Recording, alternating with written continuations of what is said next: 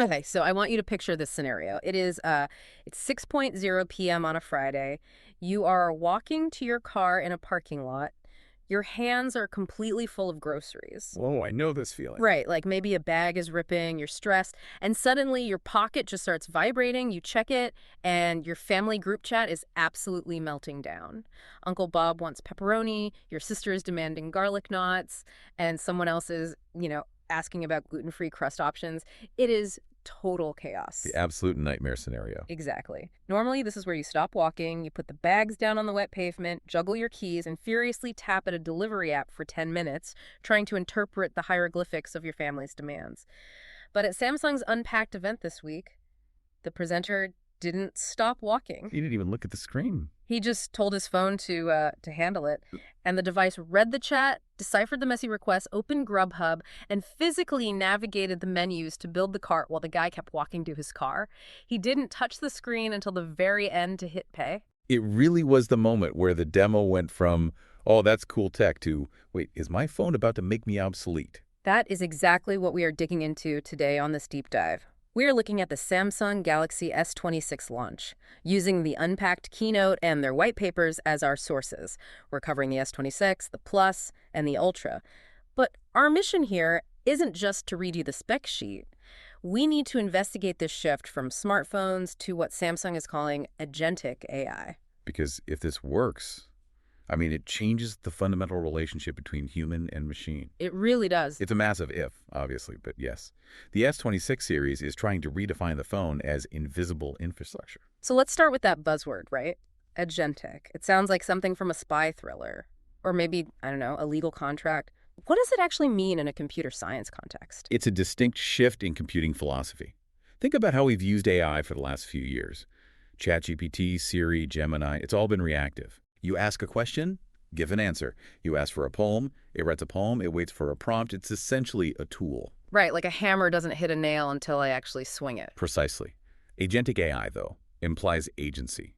It means the system is proactive and executive. It can formulate a plan, break that plan down into steps, and then go out into the digital world and execute those steps to achieve a goal. It isn't just talking about doing something, it is actually doing it. So back to the pizza protocol demo. How is the phone actually doing that? Because usually apps like DoorDash or Grubhub are walled gardens, right? They don't have open APIs that just let random AI bots waltz in and start clicking buttons. And that is the technical breakthrough here. It's powered by the integration of Google's Gemini 3 model deeply into the Android OS itself. They're using something called a virtual window. A virtual window, is that like a pop-up? No, it's actually much cooler and, well, a little spookier. When you give that command, the Android system launches the app, DoorDash, Uber Eats, whatever, but it launches it in a headless background layer. It's a sandbox. It doesn't hijack your main screen at all. So the app is running, but I can't even see it. Exactly. You could be checking your email or watching a YouTube video. Meanwhile, in that invisible window, the AI is using multimodal reasoning. It is literally seeing the pixels of the app interface, just like a human eye would. Wow. It identifies the Add to Cart button, it reads the text garlic knots, and it simulates touch inputs. It is navigating the UI on your behalf. That is totally wild. But also, I have to play devil's advocate here for a second. If I have a bot clicking buttons in the background, what is stopping it from ordering 20 pizzas? Or accidentally ordering the vegan pepperoni instead of the real stuff? Well, that's why the human-in-the-loop concept is still critical to their design. The system is programmed to pause at the final friction point, which is payment. It brings up a confirmation card that says, hey, here is the card I built based on your chaotic family text thread, ready to submit. So it does all the legwork, but I pull the trigger. You still have the final kill switch. It's not spending your money unsupervised. Yet, yeah, that's the key word there. But I love the idea that I can be listening to something while my phone is fighting with the Grubhub interface in the background. That is the dream. It removes the friction. And they're applying this logic elsewhere, too. Did you catch the Now Nudge feature? Now Nudge. Man, the marketing team really loves their alliteration this year. This is the context scanning thing, right? Right. Think about how much time you spend context switching. A friend texts you, hey, are you free for Korean BBQ next Saturday?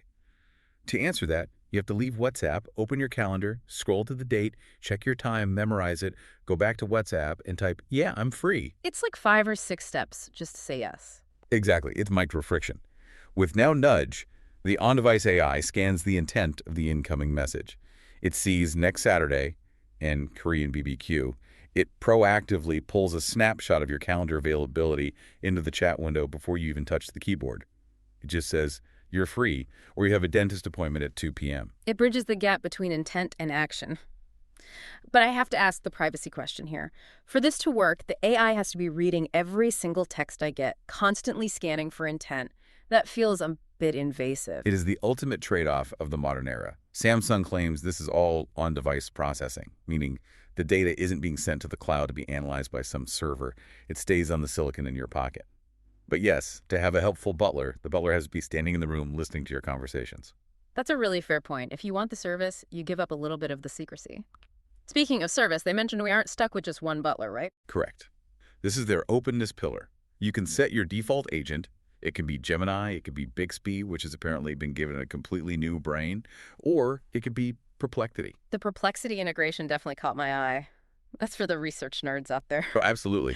If you use the Samsung Internet browser, Perplexity is built in to synthesize information across all your open tabs.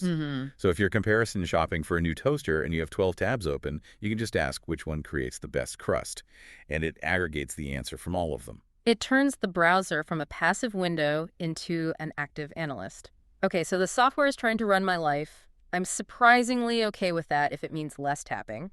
But we really have to talk about the hardware, specifically the S26 Ultra, because there is one feature that I think sounds like science fiction, but I need you to explain the physics of it to us.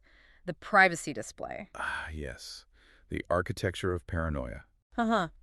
You keep calling it that, but explain it. Because usually when we talk about privacy screens, we're talking about those cheap plastic films you buy at a mall kiosk that make your screen look all dim and fuzzy. Exactly. And this is not that. This is hardware-level innovation baked right into the OLED panel itself. Samsung has engineered a new black matrix architecture. Think of it like microscopic Venetian blinds built into the pixels. Venetian blinds inside the glass? Metaphorically, yes. By using what they call narrow pixel architecture, they can electronically restrict the path of light. When you toggle it on, the light is collimated, meaning it shoots straight out.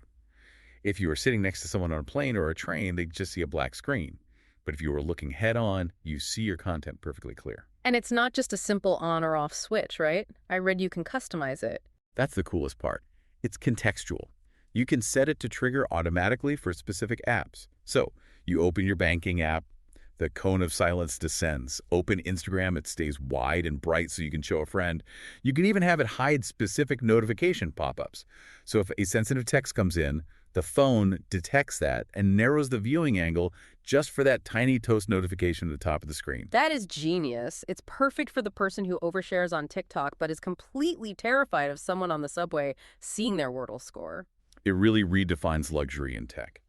For the last decade, the screen race was all about brightness and viewing angles, making sure everyone could see the screen from everywhere. Now, luxury is exclusivity. It's a screen that only you can see. But physics is physics. Light is energy. If you are restricting light paths, doesn't that come with some kind of cost? There is a trade-off. Some early hands-on reports suggest that because of this extra structural layer, those microblinds, the Gorilla Armor 2 glass isn't quite as anti-reflective as last year's S25 Ultra. So because the screen has actual structure inside it, it catches the ambient light a bit more. Slightly. It's a game of millimeters. You gain incredible privacy, but you lose that painted-on-the-glass, deep black look when the privacy mode is off. It's subtle, but for the pixel peepers out there, it's definitely there. A small price to pay for secrets, I guess. Speaking of seeing things, we need to talk about the cameras, because Samsung is claiming they can basically bend physics this year with something called Horizon Lock. This is genuinely impressive. It's essentially a hardware gimbal, but done entirely in software. Yeah, I watched the video clip of this. The guy was spinning the phone in a complete 360-degree circle, like a windmill, and the video feed stayed perfectly level. It looked like absolute magic. How is that possible without the camera physically rotating inside the phone casing? It all comes down to resolution and the new ISP, the image signal processor. The sensor is capturing a massive field of view, much wider than what you actually see on the screen. The software then crops into the center of that raw image. Because it has so much extra room on the edges, When you rotate the phone 45 degrees, the software just rotates the crop box 45 degrees in the opposite direction. Okay, so it's sliding a digital window around inside a much larger image. Exactly. But to do that in real time, at 4K resolution, 60 frames per second, that requires immense computational power. That's the new ISP working overtime. So I can be tumbling down a hill and my vlog will look perfectly steady. Theoretically, yes. Though I really hope you prioritize your safety over the vlog. Content is king. Okay, that's video. What about photos? I saw something in the press release about a Goldilocks resolution, 24 megapixels. This is the AI fusion system. And this addresses a really nerdy problem called the megapixel myth. Oh, enlighten us. So for years, we've had these massive 200 megapixel cameras on the Ultras. But the problem with cramming 200 million pixels onto a tiny sensor is that each individual pixel is microscopic. And small pixels can't capture very much light. Right, so high resolution usually means grainy, noisy photos as soon as you are in low light. Exactly. So phones use pixel bending. They group pixels together to make bigger, more light-sensitive virtual pixels. But when you do that, you drop all the way down to 12 megapixels. You lose the fine detail. So you always had to choose detail at 200 MP or good light at 12 MP? Until now. The S26 Ultra takes both photos simultaneously. It snaps a 12 MP frame for the color and dynamic range data and a 50 MP frame for the structural detail.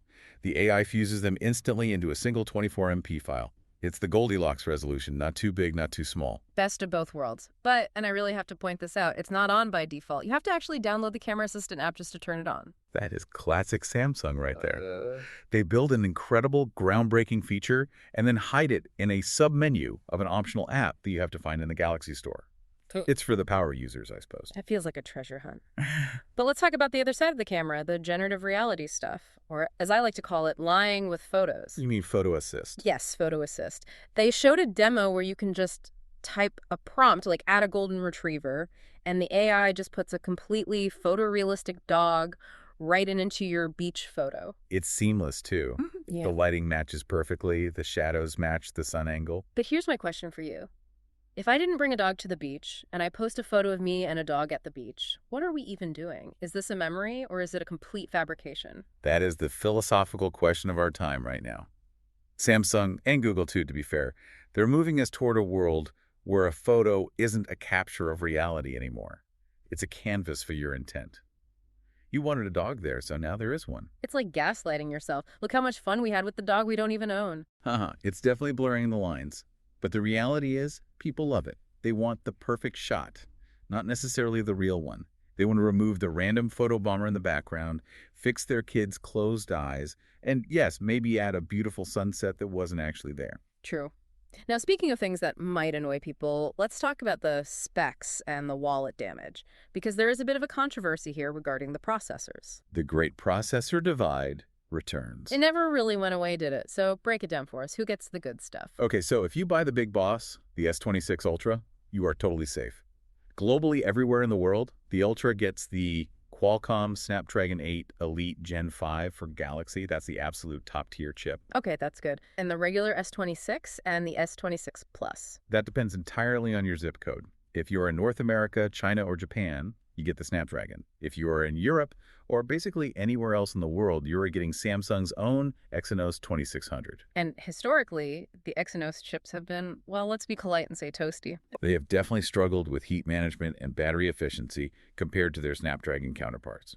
Now, on paper, the Exynos 2600 is a 2-nanometer chip, which is technically more advanced manufacturing than the 3-nanometer Snapdragon. Nanometer usually means smaller is better, right? More efficiency. In theory, yes. But manufacturing yield is a tricky beast. Early benchmarks are suggesting the Snapdragon still has the edge in single-core performance and crucially sustained graphical performance. So if you're a gamer in London buying an S26 Plus, you might be getting a slightly worse phone than a gamer in New York for the exact same or even higher price. Especially since they upped the price this year. Right. The base S26 now starts at $899. The Plus is $1,099. That's a solid $100 hike over the previous generation in a lot of markets. But the Ultra stayed the same price, right? $1,299. Frozen at $1,299.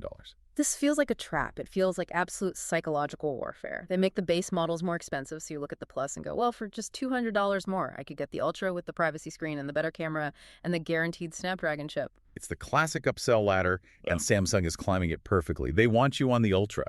The Ultra is where the profit margin is, and frankly, it's where the actual innovation is this year. The base S26 is fine, but the Ultra is the statement piece. There was one spec detail that made me do a double take, though. Magnets. Or I guess the lack thereof. Oh, this is a real head-scratcher. We finally have the Qi 2 wireless charging standard, which is basically the open-source version of Apple's MagSafe. It uses magnets to align the charger perfectly on the back of the phone. The S26 series supports Q2 charging speeds, but they didn't put the magnets in the phone. Correct. You get the speed, but not the snap. If you want magnetic accessories to stick, you have to buy a specific case with magnets built into it. That seems so wild to me. Why support the standard, but leave out the most convenient part of it? It feels like malicious compliance. Like, yes, we have T2, but good luck balancing it on the puck. The prevailing theory is interference with the S Pen on the Ultra. Magnets create magnetic fields, obviously, and the S Pen uses electromagnetic resonance to track the tip. Putting a strong ring of magnets right over the digitizer could create dead spots on the screen where the pen just doesn't write.